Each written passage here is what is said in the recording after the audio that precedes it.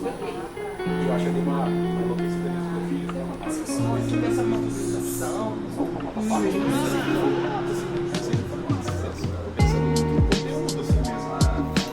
Acho que ela fala isso cheio. É uma conversa que eu fiz com ela.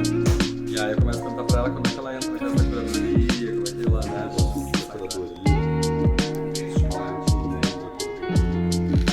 E aí ela vai conhecer os artistas, ela se interessa pelas coisas de vida. Mas aí eu só vou escrever a parte dela.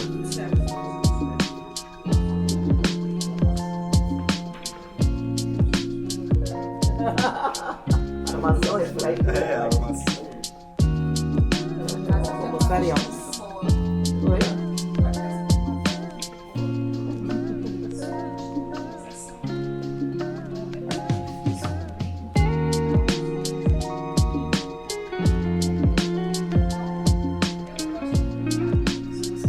Ô, Rafael! Para tudo! Para tudo! Vamos tirar esse chiclete, pelo amor de Deus! Coloca o chiclete e vai de novo. Muito bem-vinda, bem-vindo, bem-vinda Zahri, bem-vindo Fausto. Feliz de estar aqui com a Carol, minha parceira, na curadoria da Corpo Futuro e realizando esse podcast, videocast aqui durante a programação da MIAC, né, a Mostra Internacional de Arte Contemporânea. Conseguimos. Que são projetos que dialogam e dentro desse diálogo, acho que um dos principais diálogos desses dois projetos é a gente pensar possibilidades de futuros, né? O nome da revista leva a isso.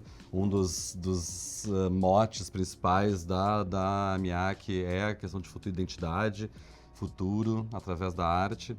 E pensar futuro é pensar, olhar para a gente tentar inverter algumas ideias, algumas concepções de centro, né? De trazer inverter a ideia de centro e trazer os pensamentos, as estéticas das margens, das periferias para o centro, para o protagonismo do debate. A gente vê se a gente consegue mudar um pouco os rumos das coisas e vislumbrar um futuro menos hostil e mais agradável para todos nós. E dentro desse debate tem questões que me interessam muito, que a gente pensar, e a MIAC traz muito isso. Eu queria saber de vocês, né, do Fausto, da Zahri, como é que vocês enxergam, porque a gente fala muito de tecnologia, né? E cada vez mais a gente se fala muito em tecnologia. E vejo muitos festivais, eventos, artistas olhando para esse lugar da tecnologia, dessa tecnologia nova, né? Equipamentos de ponta, vídeo, som e tudo isso. E nessas andanças por aí, fazendo programação, curadoria, a gente fui, né, estudando. A gente vai se dando conta, quanto mais indo para as periferias, né, para esses povos que foram marginalizados ao longo dos séculos, a gente vai descobrir, eu falo, né, eu como a branquitude, diz que fala tanto nessa tecnologia de ponta, e a Zahri fala disso no espetáculo dela, que estava na programação da MIAC também, né, se referindo às tecnologias da mãe dela. E vai se deparando com uma tecnologia ancestral, né? Uma outra tecnologia que é a habilidade de se relacionar de outras formas com sua comunidade, com seu próprio corpo, com outros seres da natureza. Como é que tu entende essa relação das tecnologias modernas, né? Tipo vídeos, som, enfim, e as tecnologias ancestrais, né? As tecnologias dos corpos das florestas, essa possibilidade, né? Tu comenta no teu espetáculo que a tua mãe tinha uma habilidade, 3 tecnologias de ponta, né? E acho que é da relação da cura, das mãos, do canto e das plantas.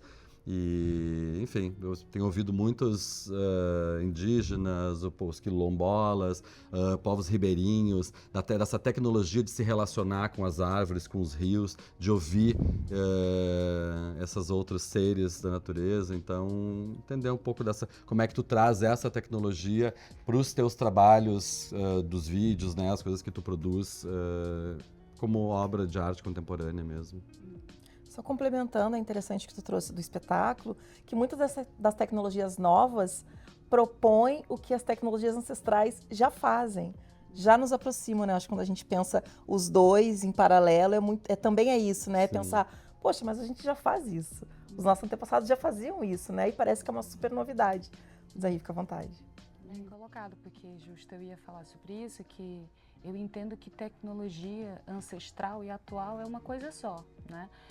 O que rola é que as nossas tecnologias ancestrais, elas foram se atualizando, se adaptando para os tempos atuais, né? E para essa sociedade que fazemos parte, que a gente criou. Então, as tecnologias elas vão se atualizando, assim como nós, humanos também, que vamos nos desenvolvendo, né?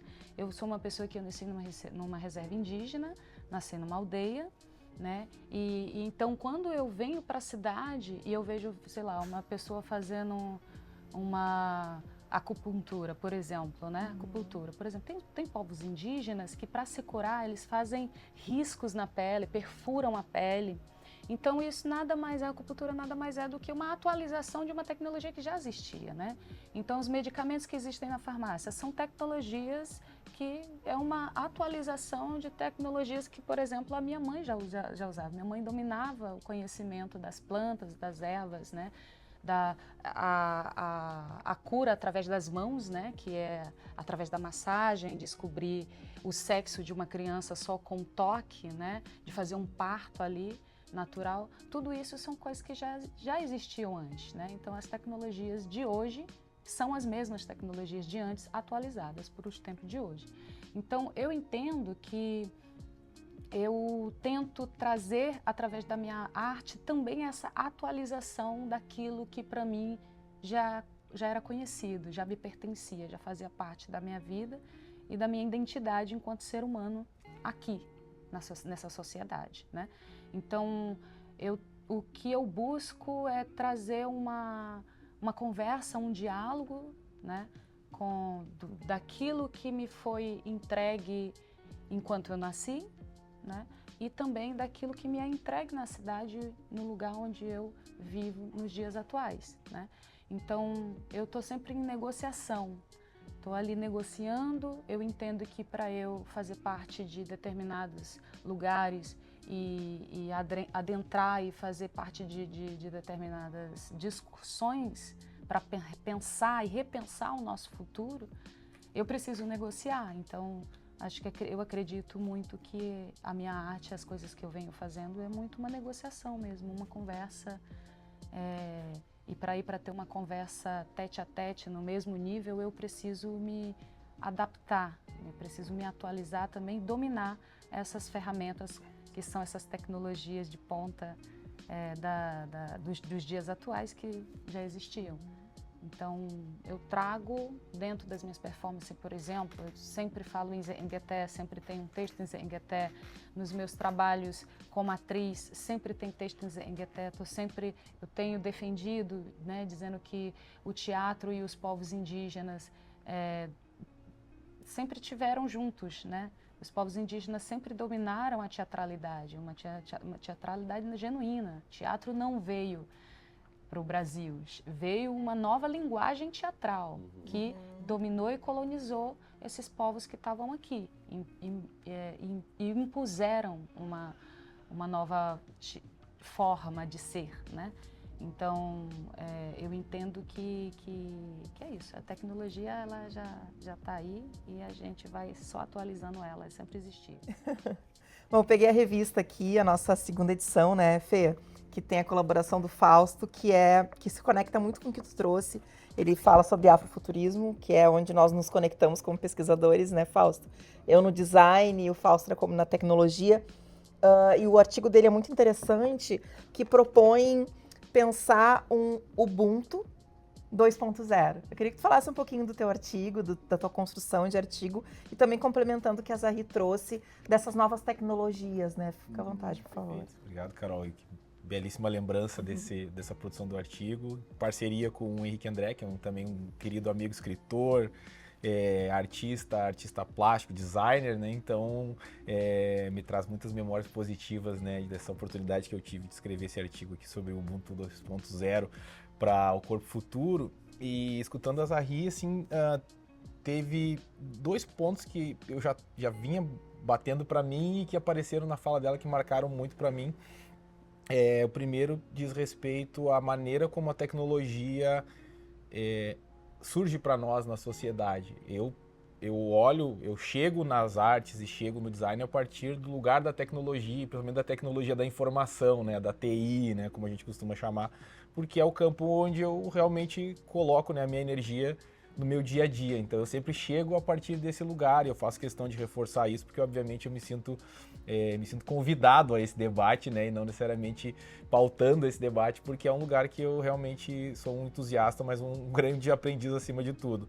E nesse lugar eu vejo que tem uma diferença entre a tecnologia como elemento de manifestação da cultura dos povos e a tecnologia como um elemento, um instrumento de colonização. Né? Porque quando ela aparece como uma manifestação cultural, ela nos deixa muito evidente, e falando em futuro, né, isso me marca bastante, fica muito evidente a atemporalidade da cultura, né? Porque como a tecnologia ela surge e se manifesta como esse elemento da cultura que não tem data para acabar, né? Ele não tem uma demanda de mercado para atender ou para movimentar, né? E a visão do colonizador muitas vezes é a de criar tecnologia dentro desse sentimento, né, de verticalidade do tempo, né? Aquele tempo que vai passar, o trem que vai deixar as pessoas para trás, né? Inclusive na inovação o pessoal ainda usa o termo de criar o FOMO, né? Que é criar o Fear of Missing Out, né? Ou seja, criar o medo nas pessoas de perderem as tendências do que está acontecendo. Ou seja, são coisas muito distintas, né? E a partir desse pensamento, a Zahri acabou passando por uma outra coisa que me marcou bastante, que é o quanto essas duas forças também, de certa maneira, uma provoca a outra, né? Porque eu entendo que quando a Zahri, na sua arte, manifesta que essa tecnologia já está aqui há bastante tempo, de certa maneira, também responde a esse outro lugar que é o da industrialização das coisas e, né, uma visão mais mercadológica, né? Então, habitar e circular nesses dois mundos é interessante. Eu acabo vivendo isso também muito por uma questão do lugar de onde eu vim, né? De cultura, de periferia, de interior, e trabalhar no dia a dia numa empresa de tecnologia, mas eu vejo isso muito forte. E no artigo a gente, de certa maneira, acaba explorando essa questão, né, de como sobrevive, né, essa construção de tecnologia como um elemento da cultura dentro desse universo que está digital, que os nossos jovens negros são nativos digitais, nas periferias são já embrenhadas com todo esse ferramental digital, né, de tecnologia que muitas vezes nos desafia muito assim, a manter, né, ou a entender o quanto isso tudo tá vivo, né? E essa semana, para fechar aqui, eu escutei uma fala num estudo que estava sendo apresentado em vídeo, mas em que se falava muito sobre que essas crianças de hoje em dia, nessa nova geração, já crescem num ambiente em que para eles a realidade é negociável, né? Porque a partir do momento em que a tecnologia é usada para gerar imagens, vídeos, áudios, textos e personificação de qualquer pessoa, para uma nova geração, pouco relevante se aquilo é real ou não, porque ele já entendeu que vive numa realidade que a gente não vai mais conseguir separar uma coisa da outra muito facilmente. Tu trouxe um ponto bem interessante sobre esse tempo, assim, né, que nos é imposto. Se a gente pensar na nossa ancestralidade, esse tempo não faz muito sentido, né? Mas quando a gente pensa a curadoria da revista, né, Fê, a gente pensa também, quando a gente propõe que os convidados pensem em corpos ou pensem em futuro, também é pensando numa outra linha de pensamento, né? Que os convidados não se prendam nessa linha tão colonizada de tempo, né, Fê? O próprio, agora a gente está na MIAC, uma das partes da mostra nesse ano de 2025, chama-se o Tempo dos Corpos também, né? E é justamente olhar para outros tempos diferentes desses que a gente está acostumado a viver, que a gente foi colocado a viver nessa roda viva que a gente caminha e vendo a partir disso, dessas conversas, dessas tecnologias, das relações das pessoas com o seu tempo, com o seu corpo, com esses outros seres da natureza, né, com a sua comunidade, com o seu entorno, entender que esse corpo anti-máquina, né, que funciona, que tu tem que estar produzindo e estar disposto a produzir de segunda a sexta, das 9 às 6, né, nesse horário do capitalismo. Então a gente entender que o corpo, que a natureza funciona de outro jeito, né, que não é a gente humano que vai determinar o funcionamento das coisas, né. Então não tem controle sobre isso. E, Zahir, tu traz agora, inclusive, abrindo a MIAC, o Tempo dos Corpos, tanto vai apresentar os Civilizados, que foi sendo criado aí meio que durante a pandemia. E queria saber como é que é para vocês, para ti, né, nesse processo de criar esse espetáculo, essa vídeo performance, essa relação com essa civilização, né, e o que é civilizado, como a gente aprende, como todo aprende, é colocado a entender o que é tempo, o que é civilizado, né, civilizar as pessoas não civilizadas, povos não civilizados, e trazendo todas essas cosmologias, todos esses saberes indígenas e os teus, enfim, do teu povo, das pessoas, tudo que, enfim, que tu foi aprendendo das relações com esse mundo. Como é que é esse diálogo entre a tua arte, né, as pesquisas de vocês e nesse mundo dos civilizados, né? Como é que é essa relação e o que tu busca trazer para esse diálogo, tanto no espetáculo Aziraí, que a gente viu na mostra, como os vídeos, enfim, os teus trabalhos futuros também, né? Como é que esse futuro indígena se relaciona com essa civilização, o que é dito ser civilizado? Antes de te responder, queria dizer que o Caraiu Euã, que é Os Civilizados, é uma parceria com o selo Candombá, né? A gente gravou ali, produzimos esse vídeo, performance, vídeo arte ali no início da pandemia. E o que me veio à mente, né, é sobre como os povos indígenas são considerados ainda povos incivilizados, né? Um povo que não evoluiu o suficiente e muitos acreditam que nem evoluiu, né? Porque aí quando você vê um indígena na cidade falando a língua portuguesa, dominando uma língua alienígena, né? E dominando as tecnologias dos tempos atuais dentro das cidades grandes, né? Então é muito provável que esses indígenas sejam considerados descendentes e não indígenas, né? Porque estão na cidade e também dominar essas tecnologias que dominam essa civilização das grandes cidades, né? Então, o que me motivou a dar esse título e a trazer esses questionamentos foi justamente isso. Então, eu faço uma pergunta para as pessoas que se consideram civilizadas, né? São pessoas que estudaram, que fizeram mestrado, que fizeram doutorado e vem estudo. Então, isso é ser civilizado dentro das conformidades que a gente acredita que é ser uma pessoa civilizada na cidade. Isso inclui uma pessoa muito bem trabalhada, estudada dentro de uma formação formal, sabe? Então, por exemplo, a minha mãe, que era uma pessoa analfabeta, ela nem sabia assinar o nome, ela assinava com a digital dela, né?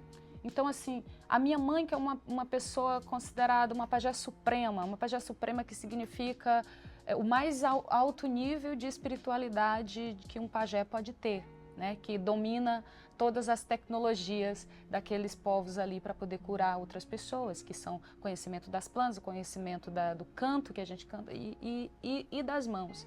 Então, uma pessoa que é analfabeta dentro dessa civilização da cidade, por que ela é uma pessoa que não é considerada que não civilizada, uma pessoa selvagem, bárbara, que não tem um conhecimento? Ela tem outros conhecimentos, ela tem outras ferramentas e tecnologias de conhecimento.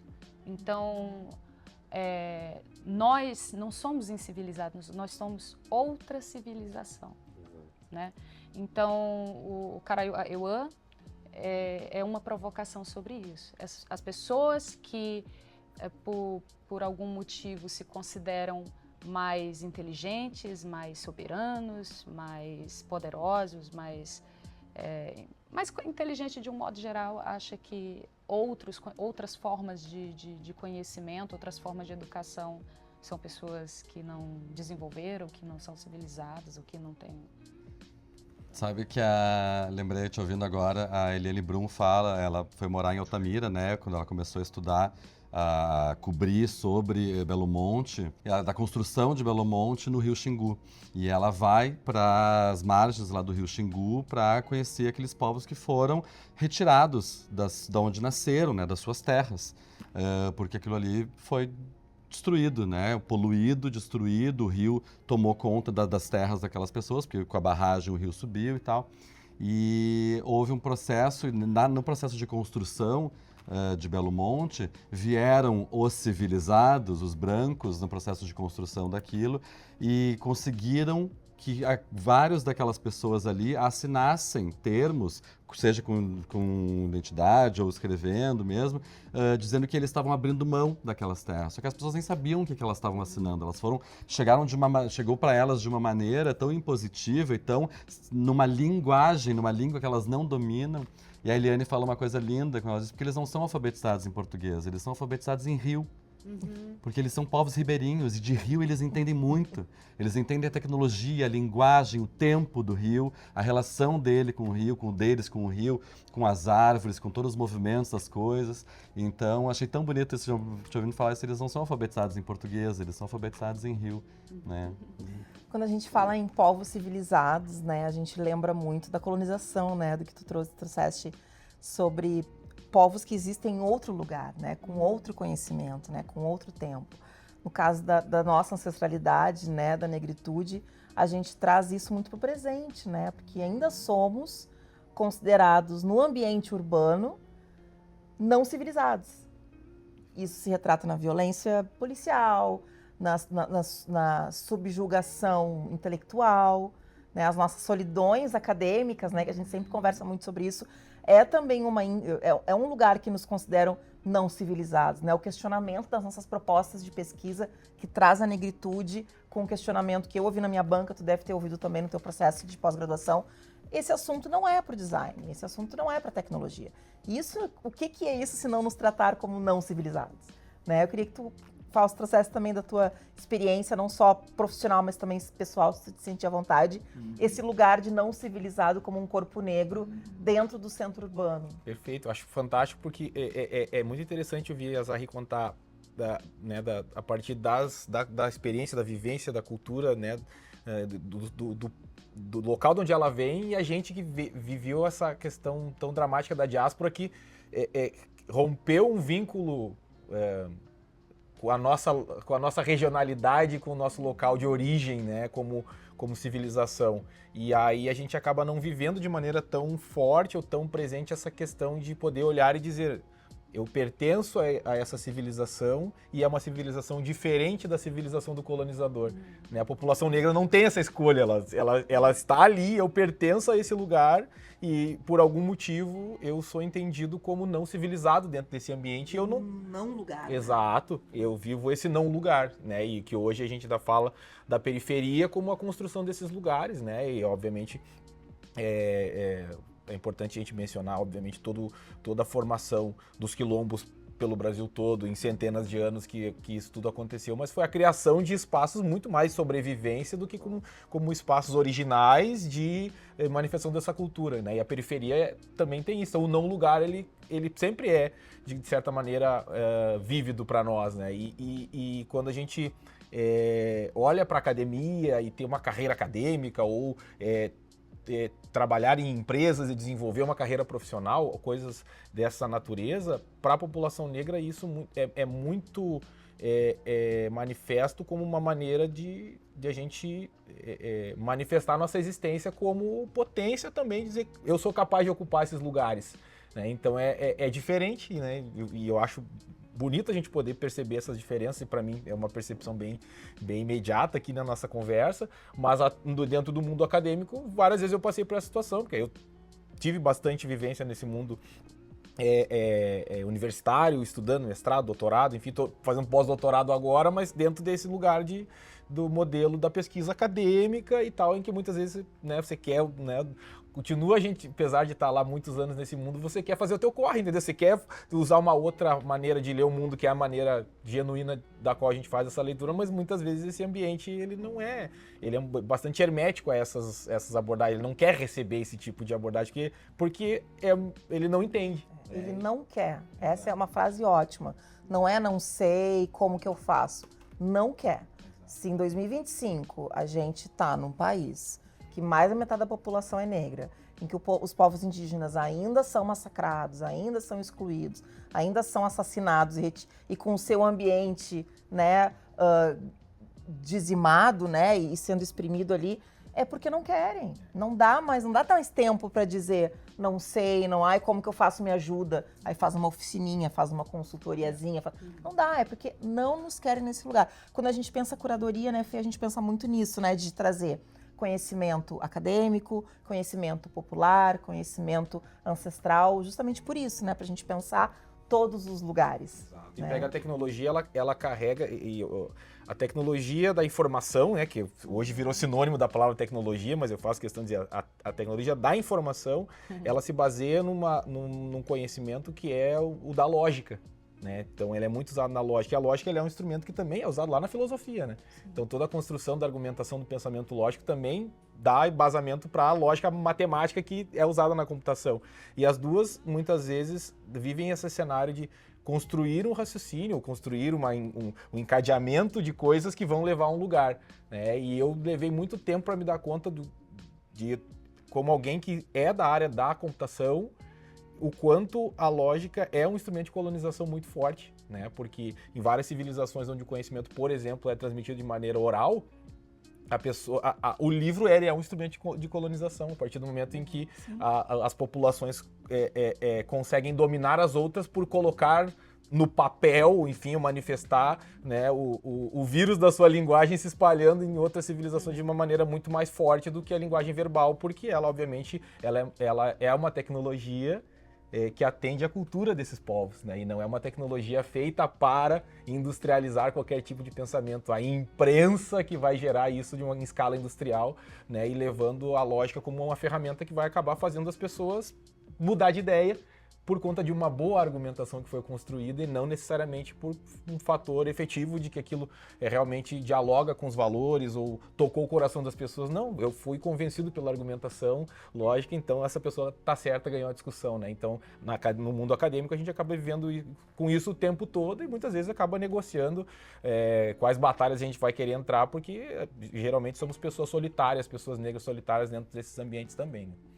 Como é que é, assim, eu tô falando disso, né, das universidades, também é um dos meus pontos eu venho do universo de festivais, né, e os festivais, como tudo nesse mundo, tudo que está no centro, né, é uma formação de alguma coisa que a gente se importou, que foi trazida da Europa, né, portanto são formatos de coisas, as universidades, os festivais, os centros de cultura, são todos ambientes coloniais, e que de uns tempos para cá, a partir de uma demanda muito forte, vem tomando corpo um diálogo e tomando uma programação, transformando o seu corpo de participantes, artistas, estudantes, com o povo negro, o povo indígena, pessoas com deficiência, entrando e trazendo as suas estéticas, trazendo os seus corpos, trazendo as suas questões, né, as suas verdades para dentro desses ambientes.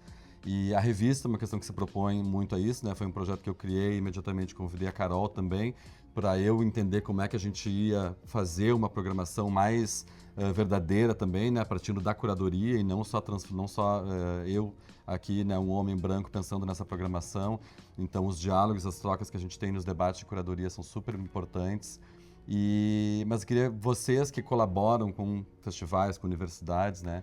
Como é que vocês veem hoje a manifestação de vocês, né, os corpos de vocês, a presença de vocês nesses ambientes, né? A Zahri tem circulado bastante com seus espetáculos também, com o Aziraí. Então, como é que vocês veem, percebem o diálogo, as relações, a presença, o contato com o público, enfim, tudo isso? Eu acredito que eu tenho encontrado muitos aliados, muita escuta. acho que cada vez mais, né? E atrelo isso também aos movimentos que foram, né, trazendo essas enxurradas de briga aí pelos nossos direitos, né? Pelo nosso lugar, pelos nossos lugares. Mas eu confesso que durante toda a minha trajetória, até os dias atuais, assim, eu passei por muitos perrengues, assim, né? De eu me sentir muito descartável, de eu me sentir muito subutilizada, né? Alguém que tem aí as suas capacidades intelectuais, físicas, né? Espirituais, mas que sempre é colocada num lugar de subutilização, né? Então é muito difícil também para o colonizador, e estou usando o colonizador porque qualquer pessoa, eu posso ser uma colonizadora, né? Estou dizendo assim, mas o colonizador que está ali na chefia de algum setor, normalmente, por mais que quando ele diga assim, vou convidar aqui um indígena, seja no caso dos povos indígenas, vou convidar um indígena para fazer um trabalho aqui para falar sobre esse tema. A maioria das vezes, essa pessoa ela não está convidando porque necessariamente ela tem um interesse genuíno, né? A maioria das vezes é porque tem um interesse capitalista, né?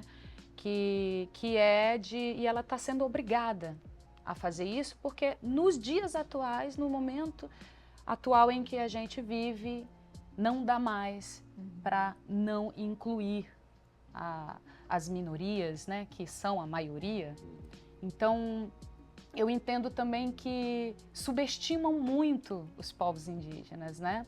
Eu tenho essa consciência e muitas vezes eu me faço de ignorante para eu poder também vencer a guerra. Sim. Né?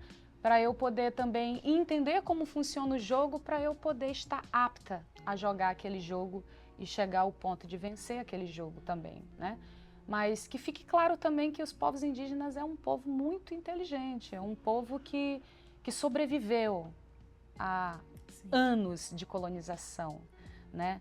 De aculturamento, de escravização também, né? De genocídio, de extermínio. Então, eu gosto de brincar com isso. Nós somos um povo perigoso, a gente sabe sobreviver, a gente sobrevive muito bem. Então, cuidado com as pessoas que estiverem aí achando que somos povos coitadinhos, né? Cuidado. Os povos, as famílias, as comunidades que conseguem ter, que têm essa habilidade da tradição oral, a sensação, né, o que eu vejo, é que conseguem manter os seus saberes por muito mais tempo do que a gente, mesmo publicando documentos.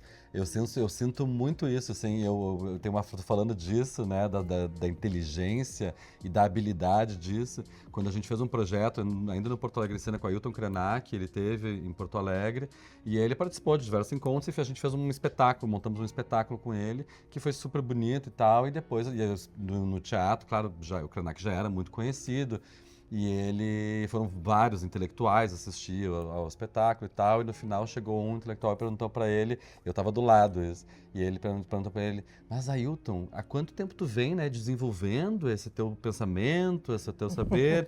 E ele disse, há 500 anos. Maravilhoso. Perfeito.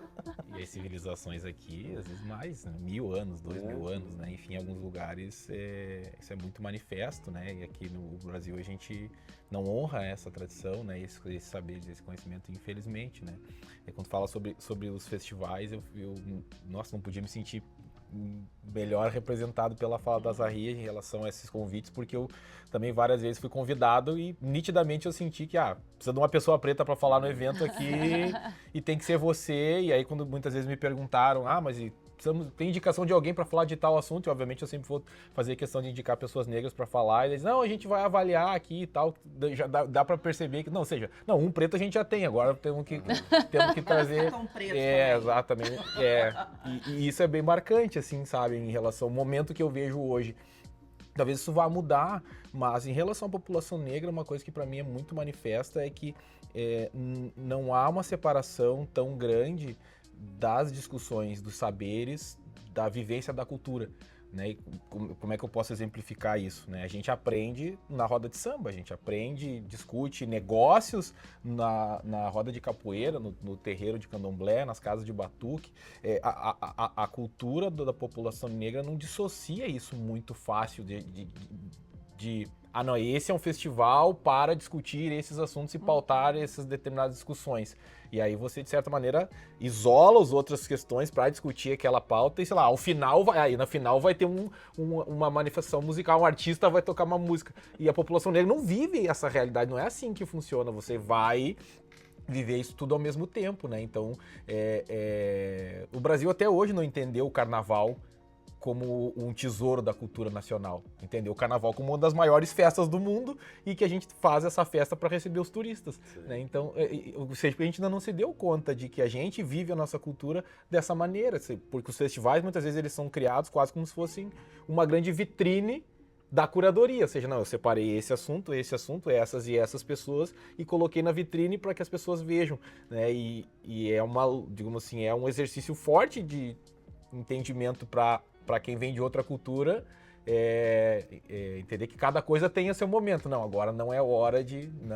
Não cita o sambista aqui na hora de falar de tecnologia, porque a pauta não é o samba, entendeu? E a gente, tô usando o samba porque ele é muito simbólico, né, para a população negra, mas, né, entre muitas manifestações da nossa cultura, acabam acontecendo em diversos momentos, que para outras pessoas pode ser, mas isso é uma festa. Não é uma festa, é um momento de consagração e troca, e ali se aprende, se discute, se faz negócio, se dialoga, se debate, mas o formato ele é muito diferente. Então eu ainda sinto que tem um interesse, que nem sempre é genuíno, como a Zahri já falou, de trazer essas visões plurais para os eventos, mas ainda no lugar de que, cara, o colonizador continua ditando a pauta, ele escolhe quem vai, quem não vai, o momento de protagonismo de cada um, né? E eu ainda não senti essa questão de dizer, eu estou admirando e vivendo o protagonismo de outras formas ou de outros festivais pautados, criados, construídos, pensados, executados por pessoas negras, por exemplo, e vou para esse lugar entendendo que eu vou pelo conteúdo e não porque eu vou num evento da negrada, entendeu? E isso é um lugar que a gente ainda não conseguiu chegar, sabe? Ainda é muito, vai ter um evento de gente preta, e cara, se você gosta de cultura negra, você vai lá, senão você não vai, ou seja, não demora-se, ou é difícil entender que lá a gente pode estar pautando qualquer discussão de tecnologia da informação, ou seja, tem pautas e assuntos que são do interesse da população, e não necessariamente que ela está indo lá porque é das pessoas pretas, enfim, é desse lugar, né? Então, acho que a gente tem muito chão pela frente, acho que tem muita coisa para acontecer. Então, agora... E só complementar aqui o que eu falei, complementar o que tu tá falando também, que acho que uma boa coisa a se fazer é a gente começar a olhar os povos indígenas, os povos negros, os povos LGBTQIA+, com deficiência, enfim, todas as minorias, como já disse que é a maioria, olhar essas pessoas como criadores e parar de convidar, por exemplo, no meu caso, toda vez, quando alguém me chama para falar uma coisa e aí vai falar sobre o meu trabalho, claro que meu trabalho ele está atrelado ali à minha ancestralidade, à minha vivência, ao meu ser, ao lugar de onde eu pertenço, né? Porque precisamos fazer isso, a gente não tem outra escolha se a gente não falar sobre os nossos corpos, sobre as nossas culturas, né? Senão a coisa não anda, a coisa não muda. Mas, por outro lado, também eu acho que chegou um momento de nós, artistas, criadores, também da gente impor determinadas coisas, né? Que é dizer, olha, eu sou artista, independentemente de ser indígena, eu sou uma artista. Né? Então, uma coisa que me machuca muito é quando eu chego nos lugares que eu estou fazendo um trabalho, que eu estou fazendo uma coisa, A primeira coisa que acho que tem uma beleza nisso, me sinto honrada, e num outro lugar eu me sinto também quase que como uma tentativa de justificar a minha capacidade intelectual, criadora, seja qual for, que é de dizer, do ponto de vista indígena, como artista indígena, como mulher indígena, tudo vem de um lugar que parece que precisa justificar aquilo que eu fiz. Isso me magoa, né? Então, eu acho também que é um momento de nós, corpos, né, marginalizados, também de se posicionar e dizer, olha, independentemente de eu ser indígena, de eu ser negra, de eu ser gay, de eu ser PCD, eu sou uma intelectual que está aí repensando um futuro que pertence a todos nós. Porque se o futuro não funcionar para mim, também não vai funcionar para você, não vai funcionar para ninguém. Então, ou a gente se une. Ninguém, por exemplo, eu estou fazendo um trabalho com uma pessoa que não é indígena. Eu me junto com essa pessoa. Vem alguém e faz uma pergunta para essa outra pessoa que não é indígena. Ninguém vai perguntar, como uma pessoa branca, como você vê isso? Ninguém vai perguntar isso. Como uma pessoa privilegiada, como você vê isso? Ninguém vai questionar. Por que tem que, para mim, eu tenho que fazer essa pergunta como parece que é um lugar que precisa justificar a minha estadia dentro de algum lugar, sabe? Então, acho que é um momento também de, enfim, estou estendendo isso a fazer um convite a nós, eu estou falando isso para mim mesma também, né? Convite a nós, de pessoas marginalizadas da gente também se posicionar, dizer que somos criadores, somos artistas, somos intelectuais, somos pensadores, né? Artistas pensantes aí, e também a gente quer fazer parte desse lugar sem ser taxado Debate geral. de um debate geral. E das decisões. Das decisões, exatamente. E não só subutilizar, né, a gente. Acho que a gente encerra lindamente com essa provocação de Zahri. Pensando os nossos corpos no futuro, no lugar da decisão, no lugar do reconhecimento pela existência, não só pela justificativa. Exatamente. Maravilhoso esse encerramento. Obrigado, gente. Foi incrível. Muito obrigado. Demais. Que presente. Eu falei muito mesmo. Nada, não. Tu trouxe a resposta da próxima pergunta. Então, assim, arrasou. Encerrou maravilhosamente. Fotinho? Entra pra esse mundo da curadoria. Esse maluco no mundo da curadoria. E aí ela vai começa a conhecer os pra câmera lá e olha pra cima um pouquinho. Aí você reflete um pouco também, mas menos que o outro. Menos que que o outro, né? né? Armação, reflete tudo. Armação. Vou mostraremos. Muito boa. Oi? Por acaso tem uma vista muito boa. Suicídio, de extermínio. Então, eu gosto de brincar com isso. Nós somos um pouco perigosos. A gente sabe sobreviver. A gente sobrevive. Né? A Ailton também Você lembra dessa história, né? Chegou lá o intelectual, ele disse, tipo, quantos anos você veio pesquisando, né? Não sei o que. 500 anos. Vai conseguir lá no Rio? Vamos ver. Tenta, mas senão a gente tenta tomar um café nos outros dias, fica até o dia 30. Família Deixa a demais. gente trocar uma ideia. Isso aqui é do monitor deles, né? Vocês são maravilhosos.